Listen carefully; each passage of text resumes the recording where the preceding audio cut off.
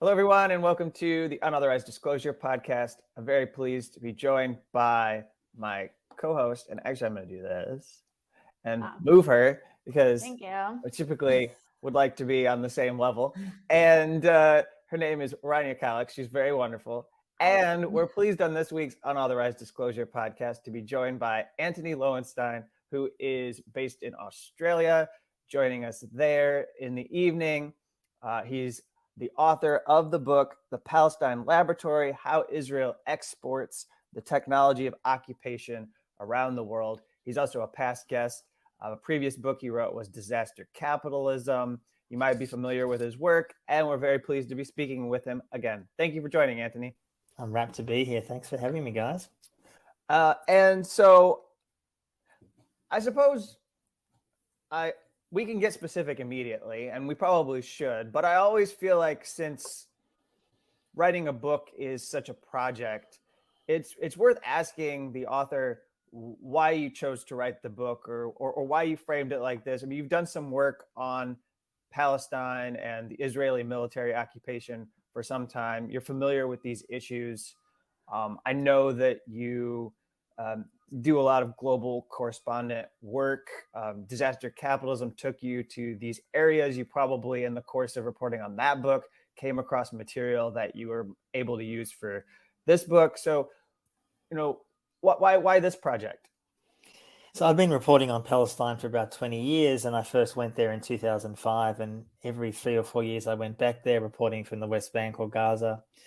And in 2016 to 2020, I was living in Sheikh Jarrah, in East Jerusalem with my partner and a young child at one point. And I guess something that I started seeing when I was there, I mean, obviously I'd noticed some of these issues before, but there was a sense somehow that I didn't want to write something that was just about the conflict. I don't minimize the importance of doing that. There are people who need to write about what's going on every day. That's vital. I'm not dismissing that. But I wanted to do something, I guess, bigger in a way, because what I was seeing more and more was how the occupation was being exported. There are so many conflicts around the world that I've reported on. As horrible as they are very geographically located in that place.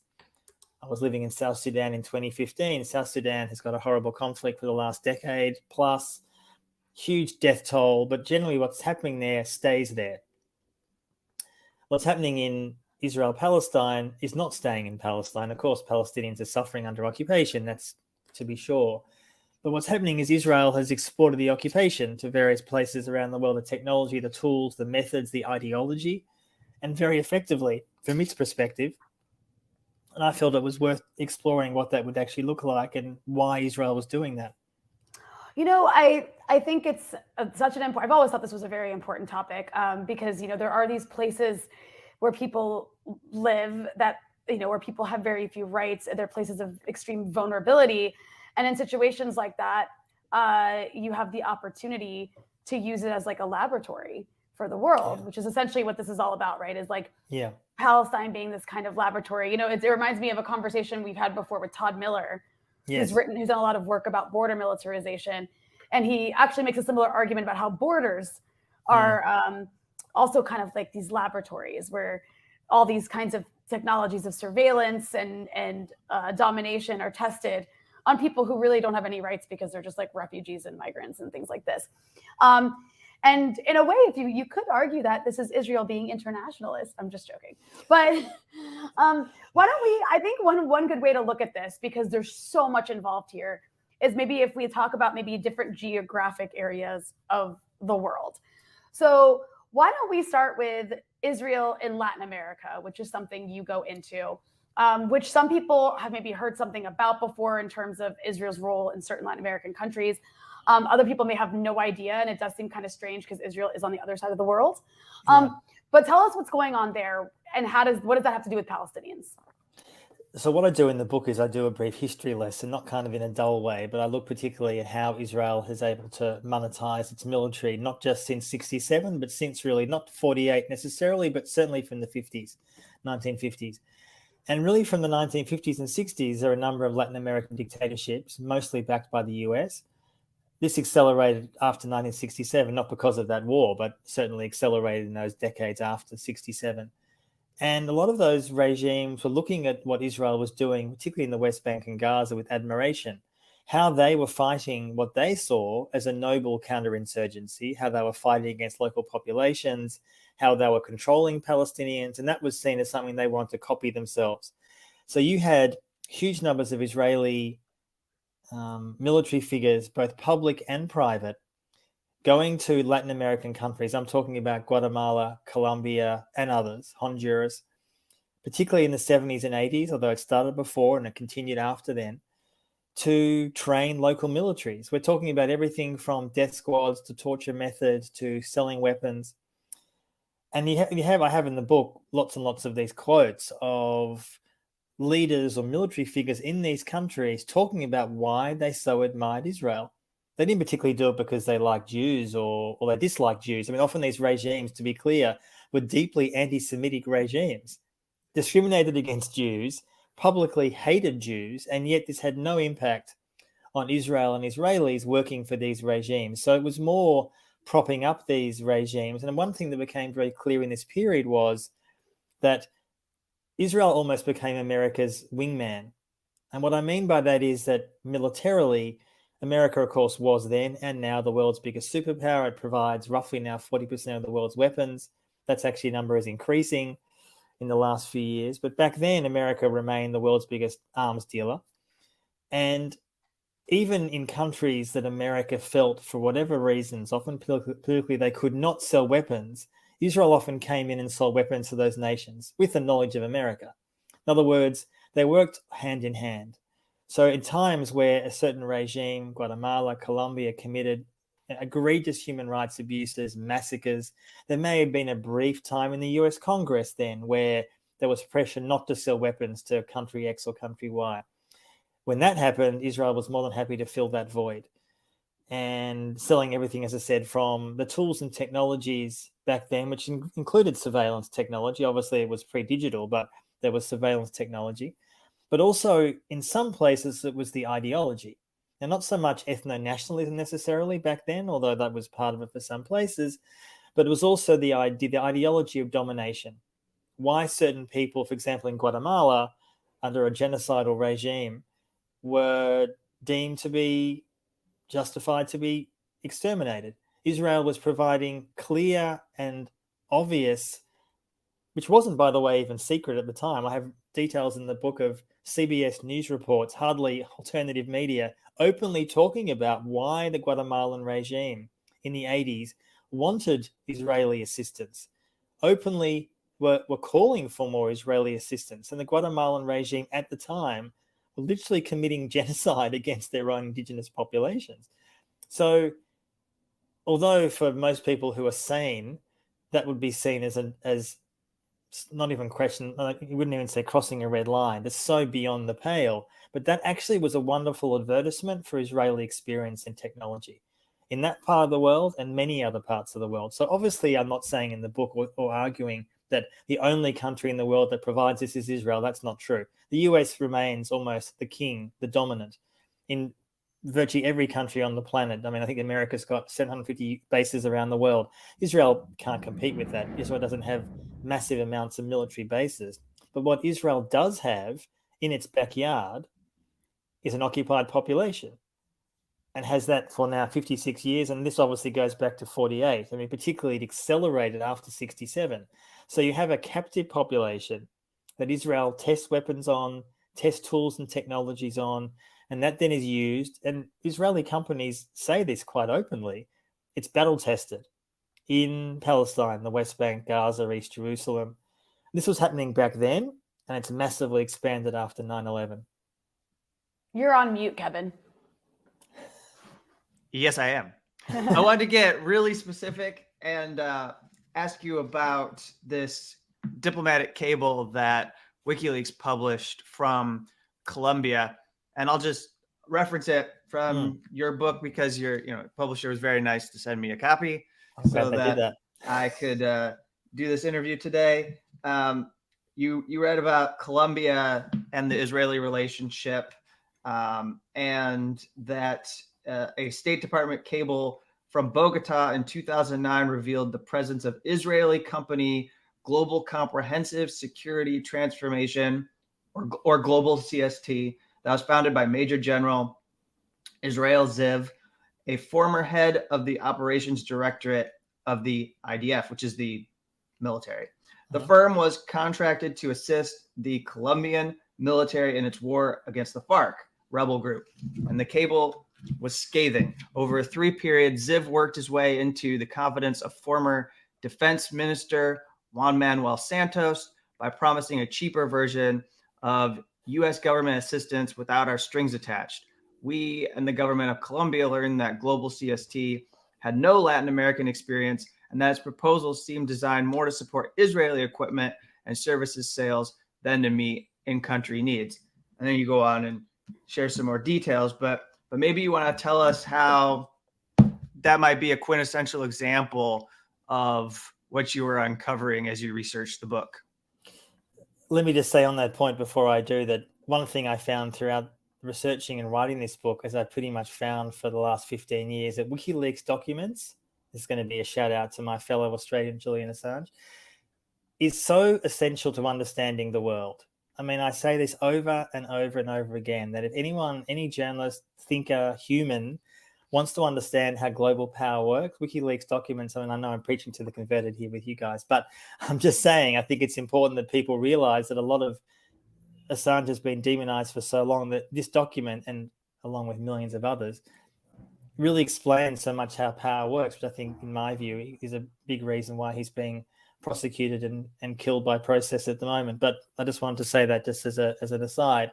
And also because as a fellow Australian, it's always odd to me, I think, that in the last 50 years, there are 2 very prominent media figures in the world who are Aussie. There's Rupert Murdoch and Julian Assange. And you really couldn't get 2 more different people than those 2, to put it mildly. Anyway, so that document that you just quoted, Kevin, really, I think is fascinating because in some ways it goes to the heart of what Israel was trying to do. Santos, who's quoted there, the then defense minister, became president of Colombia and was then and still today is a key, not just ally of Israel, but routinely goes around the world praising Israel and its counterinsurgency, so-called, techniques in Palestine.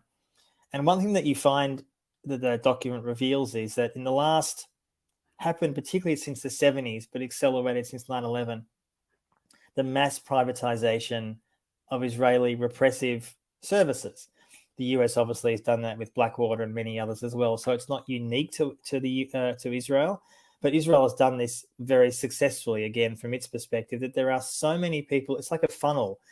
The Israeli military is relatively unique in the world. Yes, the US does it, but not that many other countries do, where there is this it's deliberate plan for the Israeli military, the intelligence unit, Unit A200 and others, to funnel people into the private sector, to develop private security companies, surveillance tech, spyware, whatever it may be. And then they're used as an arm of the state. So one of the things that's often frustrated me is so much of the coverage of these issues in the media make it sound like they're these rogue Israeli companies running around selling spyware to Saudi Arabia. It's complete bullshit. This is not a rogue company. I'm talking about NSO Group here, which we can talk about later if you'd like. But this was the case with this company here that you just mentioned there too, that when often in the majority of cases, when these companies are operating in not Israel, essentially, so a foreign country, they're often operating as an arm of the state, an unofficial arm of the state, of the Israeli state. They're either doing things the state doesn't want to do so openly, similar to, say, what Blackwater were doing, other military figures post 9/11, that the US would hire these companies to do the dirty work they didn't want to be on the books, so to speak. And in Colombia, it was the same. The war against the FARC was an unbelievably brutal, ugly, bloody war that killed huge numbers of people. It's still a war that is ongoing in a way. The FARC is technically disbanded, but there are many other FARC-like organizations that exist in Colombia. And Israel has had a massive presence in that country for decades. They've helped train military figures. They've assisted in death squads. They've given advice about counterinsurgency. It was really important for the Colombians to often get training. And what they wanted to was mimic what Israel was doing to the Palestinians in the West Bank and Gaza. And what's so maybe strange in a way is that because it was viewed by many as a success, success, meaning that what Israel is doing in Palestine, particularly the West Bank and Gaza, is viewed as a successful counterinsurgency. Now, obviously, I would question that in many, many ways, what success obviously means, clearly. But success, in their view, would be the Colombian military's view, the Israeli state's view, the Guatemalan genocidal regime's view, that the so-called insurgents haven't won, in inverted commas. Israel's in charge. Israel controls all the land, sea, and air territory around Palestine. I mean, I would question how much Israel's actually winning. We can obviously have that conversation. But in terms of how it's viewed by these other regimes, Israeli techniques are something that they want to copy. And in Colombia, over successive presidents, as that document said, and I should also just add that the guy who you were mentioning there, the Israeli former military figure, was also involved in selling repressive training and technology to South Sudan, and in fact was sanctioned by the US government. Now, when you're being sanctioned by the US government, who sort of loves war crimes, that pretty much says a lot. Although the Trump administration took that sanction off for reasons that are never entirely clear. I mean, I can guess, but I'd probably rather not say on the record. But yes, the Colombian example is just one of many of why the Israeli so-called counterinsurgency laboratory is so appealing to nations that want to crush their own so-called insurgency or unwanted population. And then, of course, another aspect of all this that you go pretty deeply into is the surveillance technology that Israel has. It really plays a leading role in, like, around the world. Like, globally speaking, their companies are at the forefront. And I hadn't even realized, like, that you have this section where you talk about even how the COVID-19 pandemic was like an opportunity for these companies to sell their wares around the world. But can you talk a little bit about the Israeli surveillance industry and how that has been exported for use elsewhere? So the surveillance industry has existed for decades. I talk about certain, this is obviously analog technology back in the 70s of sort of the various states were buying these kind of quite large machines that essentially were able to listen to analog telephone calls in various Latin and South American countries particularly. Obviously, technology has changed. 9/11 happens. And in the last 15 years or so, Israel has really become, an Israeli company's NSO group has been obviously the most famous. Virtually all of them are staffed by veterans of the IDF. They're staffed by veterans of Unit 8200, which is the intelligence unit of the Israeli military. I mean, their job day to day is to monitor every single phone call, every single communication of every single Palestinian. Doesn't mean they're listening to every single call, but it means that every single communication can be surveilled, both in and out of Palestine. And of course, there's been lots of information around how these kinds of surveillance allows Palestinians to be blackmailed. And essentially what has happened in the last 10 years is that companies like NSO Group and others, and there are many others like NSO Group, and Pegasus gets all the attention, the sophisticated hacking tool that's been used against Jamal Khashoggi and Jeff Bezos, amongst many, many, many others. And I've interviewed many of those people in the book, dissidents in Togo and widows of murdered journalists in Mexico. Mexico, by the way, for the record, is the country that's used Pegasus more than any other country in the world. They're obsessed with it in Mexico. This is previous governments, current government, and the current government denies it. But the fact is, there's evidence that the current government is using it against dissidents and critics of the regime, despite being a left-wing government, nominally left-wing government.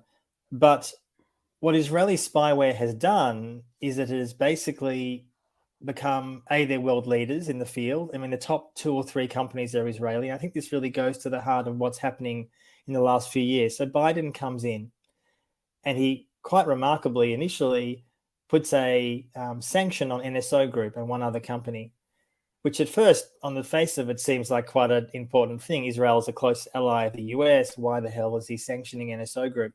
But one thing I talk about in the book, and I've thought a lot about this in the last while, is that I don't really see this as sanctioning an Israeli company. What America wants to do is maintain its dominance in spyware. Israel is seen as a threat. Now, Israel is a close ally of the US, but what is very clear is that Israel and the US spy massively on each other, hugely on each other. And yes, they're very good friends, and they obviously share so-called, values and ideals, whatever the hell they are. But the best information that I had in the book was that the US has every day at least 400 essentially spies in the US government spying on Israel, at least every day. Communication, details, what the Israeli government is doing. And you can presume that works both ways. To take the lead of Rania, which I think she was on the right track here, we discussed Latin America. What if we move to another geographic area and just try to work our way through the world here, which I think is useful for people to understand the global reach of Israel and to truly illustrate and show that this isn't just something where it's a US to Israel relationship. Here in the US, there's been a fair amount of coverage, especially with the uprisings around, we'll just say broadly speaking, the Black Lives Matter uprisings that people got attention. Rania covered it, the relationships that US police departments have made with Israel. So people know that aspect. So I think the eye opener for me as someone who is in this space is seeing some of these stories told about what these countries are doing with Israel that we never talk about, that they don't really ever make it into our conversation about world news. So it's a broad continent, but let's go to the African continent. When you were doing this, you brought up South Sudan. Maybe that's the one that's the most staggering when it comes to the relationships that are being formed in the effort to export this technology. But to you, what does the African continent represent when we're talking about the Palestine Laboratory? Israel sees Africa as an opportunity. And I think we should look at this briefly, the historical context. For much of the Cold War, I'm generalizing here, but a lot of Africa was siding with the Soviet Union. Not all, but many. And therefore were not friendly with Israel. The Cold War ends a number of years ago, and Israel sees it as its mission. This is both during Netanyahu, before him, and obviously he's now back in power, as kind of a way to befriend these nations. And often what they do, they being Israel and the Mossad in countries without official even relations with Israel, they hold these weapons out or spyware as a diplomatic sort of carrot. In other words, saying, we would love to be friends with you. This is the case whether it's in Togo or South Sudan or UAE. I mean, the list goes on around the world. And saying, we will sell you this technology. You can spy on whoever the hell you want. In other words, NSO, being a private company, is being used by the Israeli state as a diplomatic carrot. And therefore, hopefully you'll vote for us nicely in the UN. You won't vote against the occupation. And what you find is state after state after state. Obviously, yes, whenever there's a vote in the UN General Assembly or Security Council General Assembly, the vast majority of the world still votes against Israel. That hasn't radically changed in the last years. You have normally most of the world on one side, and the other side is the US, Israel, Australia, Micronesia, Palau, and maybe Nauru.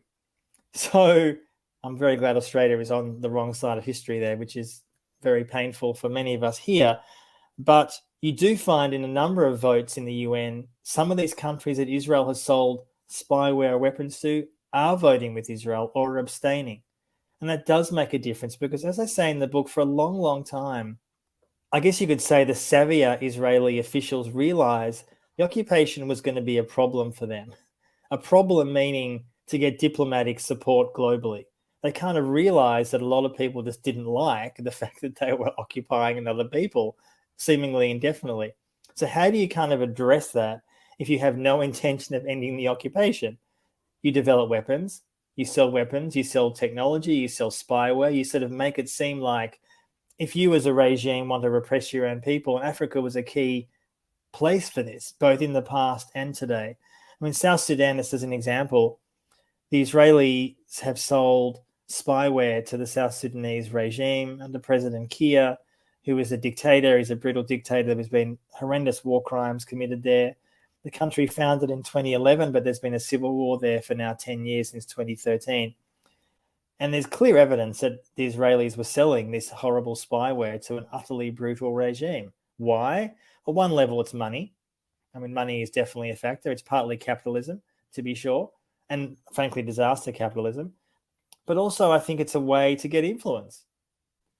It's a way, I mean, weapons and spyware and the most sophisticated, intrusive surveillance tech, in some ways, is what makes friends. Now, you can argue that, what was that famous line? No country really is friends with any other country. Everything is quite transactional. And Israel very much sees it that way. Again, it's not unique to Israel. There's a French and German and American arms industry, which is hardly clean. I mean, let's face it, I know that. But the Israeli one, in some ways, for a country which is so small, population-wise, and again, it has a captive population. In many of these countries that I'm talking about in Africa, how Israel has used this technology and tools against the Palestinians, that's the key selling point, because it's viewed as being successful. And Africa, as I said, is an area now where Israel's actually had quite a lot of success in the last years. I'll give an example of, just briefly, Togo, a country that really never gets attention in the media. Togo is a dictatorship. Togo has bought Israeli spyware. And in fact, they show in the book, in many countries around the world, including parts of Africa, Hungary, Modi, India, and others, that when Netanyahu in the last 10, 15 years visited these countries, within 6 or 12 months, these countries are often using Pegasus. It's not accidental. Rwanda is another example. There are so many examples of it. So again, it's clearly what's happening here, and this is confirmed by Israeli journalists I've spoken to, and just the facts, that Israel is clearly trying to make friends by holding out these tools as a carrot, and very successfully from its perspective, by selling all these tools and technologies to repressive regimes. To some extent, you are making friends as much as one can make friends in a diplomatic arena, right? So I sort of see it as also finally an insurance policy, meaning that I think there are some in Israel who worry that maintaining an endless occupation is not that sustainable. It's sustainable today and tomorrow and next week. And frankly, in my view, sadly, I think for the short to medium term, it's very sustainable from their perspective. But at some point, who knows what happens? There's some unpredictable war. BDS grows in size. The US suddenly elects, a radical leader. I mean, who knows what happens, right? You can't predict the future.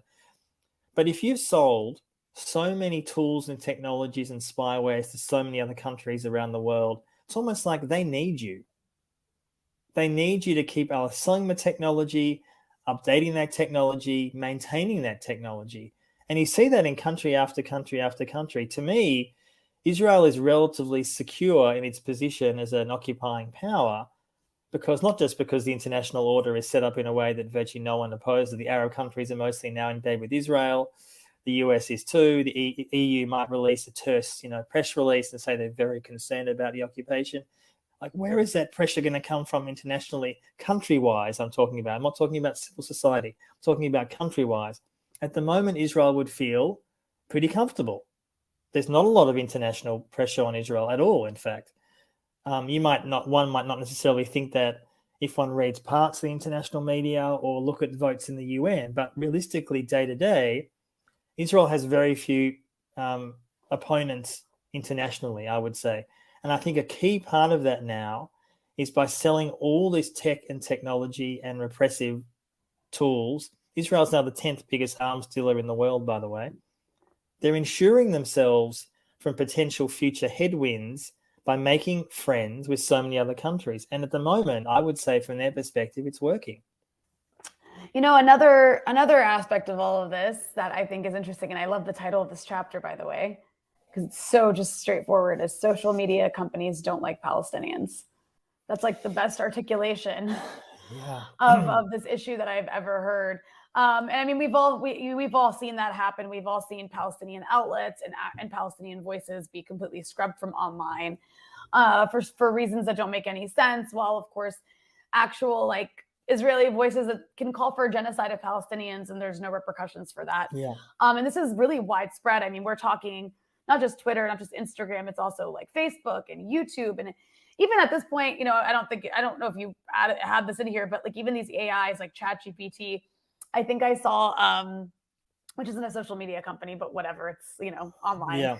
I think I saw like this meme going around that somebody had put like posed 2 questions to ChatGPT, and one of them was, do Palestinians deserve to be free? And the response was something like, well, that's a complicated question, you see. And they did the same question, but it was, do Israelis deserve to be free? And it was like, of course, all people deserve to be free. Yeah.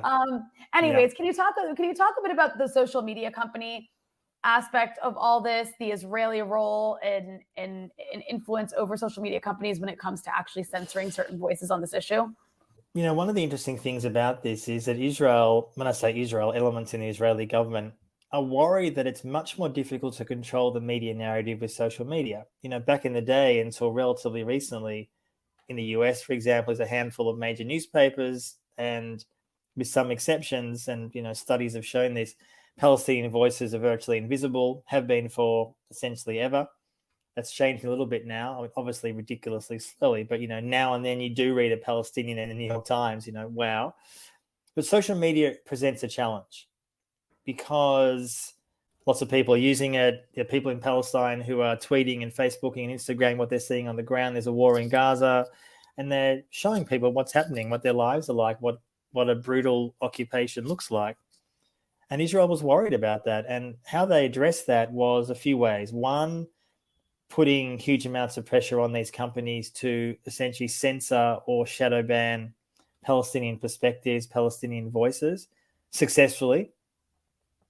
I should say this is obviously not the only country where these companies are doing that. I mean, there's evidence, as I'm sure viewers will know, of social media companies being complicit in genocide in Myanmar, complicit in genocide in Ethiopia. I mean, there are a lot of issues that social media companies are involved in because, I mean, as I say in the book, and I think this is relevant for Israel and Palestine, their priority, and the best way to put it is, their priority is very similar to the US State Department.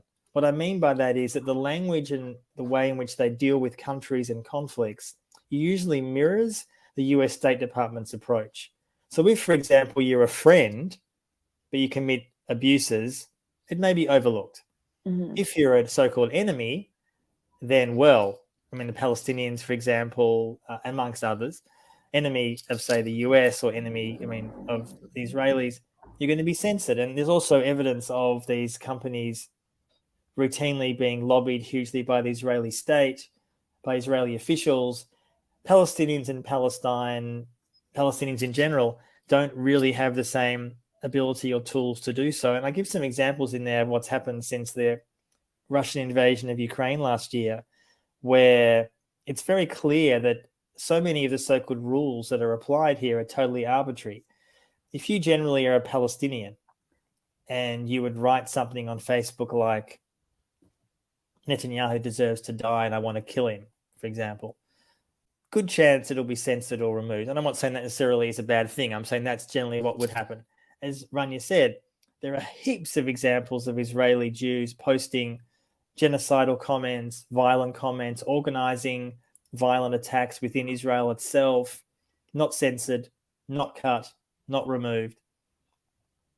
And this, to me, I think goes to the heart, and I say this in the book, and various people said this to me when I interviewed them, that in the end, it just doesn't feel like there's really any incentive for these companies to change at the moment, because the political pressure is mostly coming from one side only. But I'll just finish on this point. You know, what's interesting is, despite all this censorship, shadow bannings, and as Rainer rightly says, there's an inherent bias here. I mean, obviously AI has its own issues, because obviously the AI is getting, ChatGPT is getting information that's essentially what's on the internet. So if you're getting information from one particular perspective, surprise, surprise, it comes out with a much more pro-Israel perspective.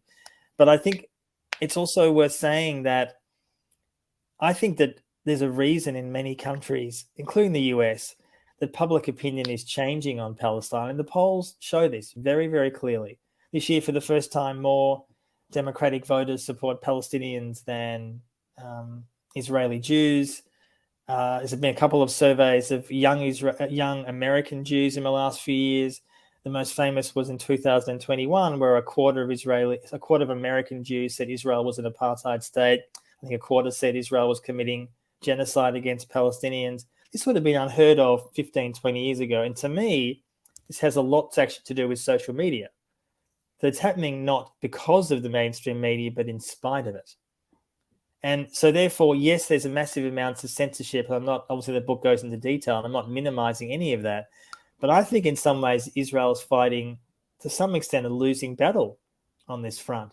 Public opinion shows it. Now, obviously, where that public opinion goes, does it really impact government policy? Does it impact the level of a president? At the moment, clearly not.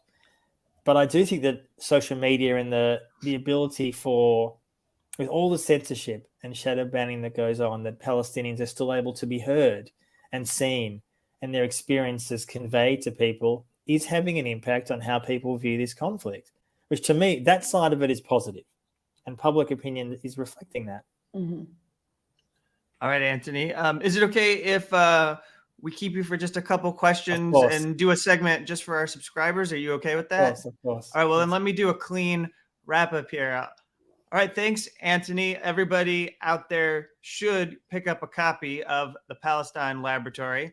And it's a fantastic book. There's a lot of detail that we haven't gotten into today, but just to quickly show people that you can go to Verso Books and pick up your copy there. I don't know if there's any other particular place you think they should go, Antony, but it was obviously published by Verso Books. And your website is also AntonyLoewenstein.com, where you can find a lot of Antony's previous work. And if you want to see him break through into the mainstream media or the corporate press, you can see how he was on Mehdi Hassan's show in the last week. So thank you, everyone. And we'll be back next week with another show.